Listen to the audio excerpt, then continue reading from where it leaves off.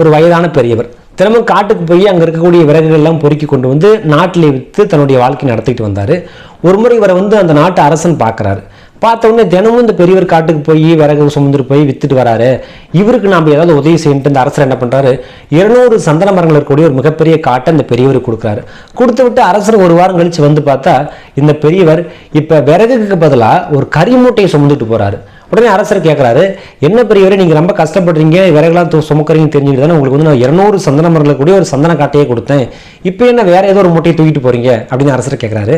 அப்போ அந்த பெரியவர் சொல்றாரு, அரசே இதுக்கு முன்னாடி நான் விறகு வியாபாரம் செஞ்சப்ப என்னால் ஒரு நாளைக்கு ஒரு வேளை தான் சாப்பிட முடிஞ்சு, 200 சந்தன மரங்கள் கூடிய ஒரு மிகப்பெரிய சந்தன காட்டை நீங்கள் எனக்கு கொடுத்துருக்குறீங்க, இந்த சந்தன மரங்கள் எல்லாம் எரிச்சு அதை கறியாக்கி இப்போ நான் கறி வியாபாரம் பண்ணுறேன், 3 வேளை நான் நிம்மதியாக சாப்பிட்றேன் என்று சொல்லிவிட்டு அந்த இடத்தை விட்டு அந்த பெரியவர் நகர்ந்து போனாராம்.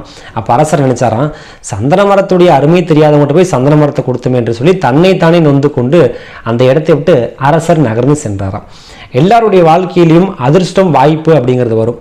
அதனுடைய மதிப்பு யாருக்கு தெரிகிறதோ அவர்கள் தான் அதை சரியாக பயன்படுத்தி கொள்கிறார்கள். அதனுடைய மதிப்பு தெரியாதவர்கள் இந்த சந்தன மரத்தை கரியாக்கி இந்த பெரியவரின் கதை தான் அவருடைய வாழ்க்கையிலையும்.